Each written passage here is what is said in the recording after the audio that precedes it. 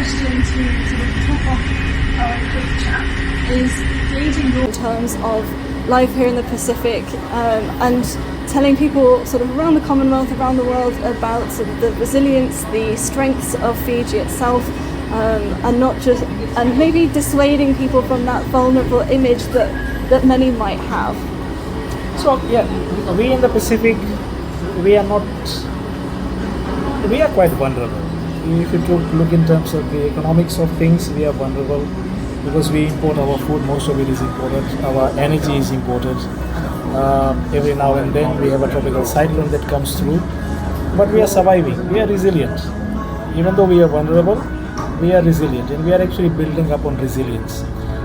We are very thankful that the international community is actually coming to our aid every time something goes wrong, and whether it is an economic crisis or if there is a disaster that needs to be managed.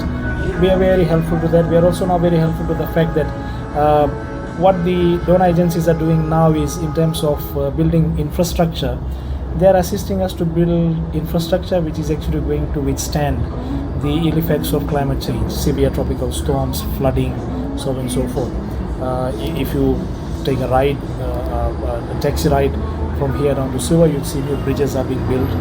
That should last for a number of years. A lot of flooding is happening here and there. You should be resilient to that. There is quite a lot in terms of after tropical cyclone Winston came and swept by. Most of our schools were actually destroyed, and they were actually adopted by a lot of governments. I think Australia and New Zealand adopted quite a few of them. And the new structures which have been built, these are resilient structures. So, and normally schools and stuff, they are actually used as evacuation centers. You don't want them to be blown off in the middle of a cyclone. So the infrastructure development that has happened with the assistance from the international community is that this infrastructure will actually last us in another Winston. But yeah, having said that, again, we are vulnerable, yet we are resilient. We have shown our resilience through the numerous climatic upheavals that we have actually had, tropical cyclones, droughts, flooding, etc.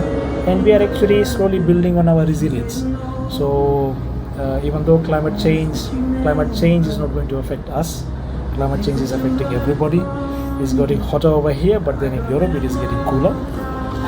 There was just a cold spell just last week, I think. So everyone is actually facing the brunt of climate change. It's not that because the earth is getting warmer, it should not get cooler. So it's happening. The cold is getting colder, the hot is getting hotter. We are slowly building our resilience, and we are very fortunate that we do get assistance, timely assistance now and then. But what I think we really need is a concerted effort by everyone. I know this is very exhaustive. We hear this every time there's a COP. There needs to be a concerted effort by everyone, but I feel that there needs to be a concerted effort by everyone.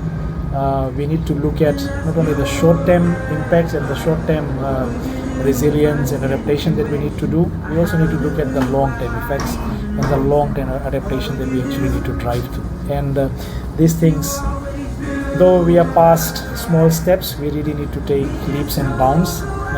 We do need critical climate financing to do some of the things that needs to be done in Fiji in terms of improving our infrastructure further, in terms of becoming more self-sufficient in terms of agriculture. We really need to have climate smart agriculture now. We need assistance from the international community to give us plants and seeds which will actually thrive in even drier conditions. Or if there is a flooding, it would also be, it won't actually cause much of an impact over there too. So it's not only in one sphere that we should be looking at. There's a whole host of areas in which everybody needs to give a concerted effort, and genuine assistance and contribution from everyone will help in the long run. Initially there might be downsides, but in the longer run we should remain positive. We'll get through this, and we will get through this. Well, maybe we might not get through this, but Earth will still remain. Mother Nature will still be there. Mother Nature is 4 billion years old, and humans, which are merely a couple of billion years old, 100 million years old, I don't think we would be able to cause that much of a change to Mother Nature. You know? Earth lives on. Yes, Earth lives on. Earth will live on.